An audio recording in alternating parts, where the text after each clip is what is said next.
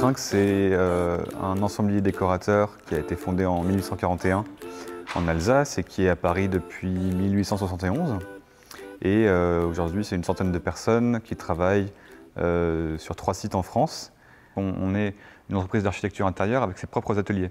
Donc on a à la fois des architectes d'intérieur, des décorateurs, des designers mobiliers, mais aussi des artisans.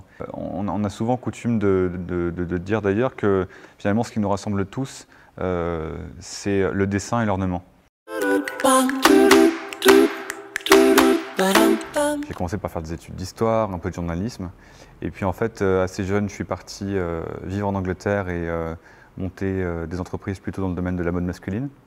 Et puis, il y a quelques années, en fait, donc mon père, qui dirigeait le groupe Rinck avant moi, m'a demandé un peu d'aide sur la partie communication du groupe, le branding, la stratégie marketing. Je lui ai donné un coup de main et puis au fur et à mesure en fait, de cette aide, j'ai un peu changé de filière et puis je suis passé de la mode à la décoration. Et j'ai repris le groupe Rinck en juillet 2020, donc la période la plus facile absolue pour reprendre une boîte en pleine pandémie mondiale. Voilà.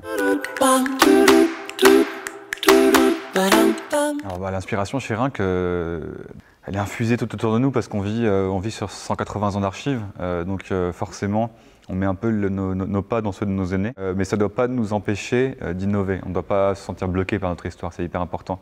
On aime beaucoup se baser sur des lectures, sur des romans, sur de la littérature, confronter nos idées, rebondir et travailler vraiment ensemble en équipe. Je pense que c'est quelque chose qui est très important chez Rinck, c'est ce côté travail d'équipe.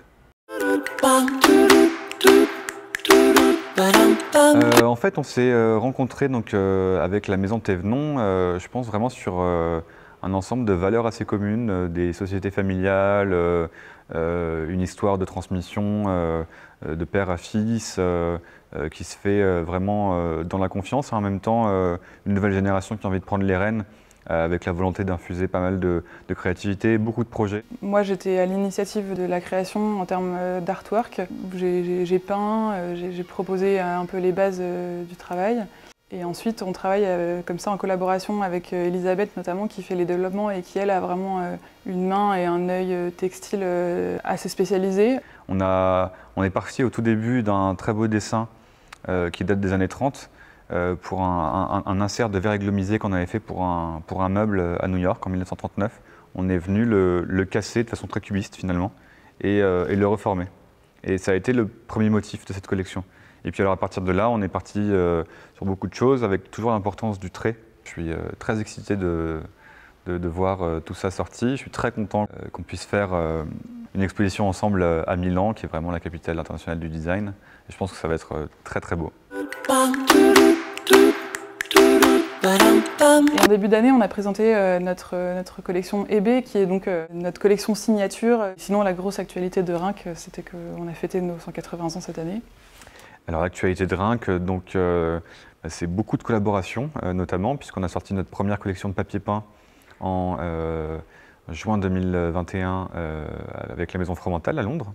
Donc une très belle collection qui s'appelle The Classicist Sketchbook, donc qui est vraiment inspirée des dessins à l'échelle 1 de nos sculpteurs pour les projets de mobilier classique, mais traité d'une façon très pop, très marrante. Et puis l'ouverture d'un nouveau site e-commerce et institutionnel qui va arriver en avril 2022. Et puis forcément tous nos projets de décoration. Voilà, en ce moment on travaille sur un très beau duplex au Palais Royal, des beaux appartements avenue Montaigne et puis des très belles résidences aussi aux États-Unis et en Angleterre. Mon couleur préférée c'est le bleu, mais je finis toujours par utiliser le vert. Je sais pas pourquoi, c'est comme ça. J'aime les miroirs ouvragés, c'est pas spécialement pour me regarder moi, mais c'est les miroirs ouvragés, c'est quelque chose, c'est un bel objet à poser sur une cheminée, j'adore ça.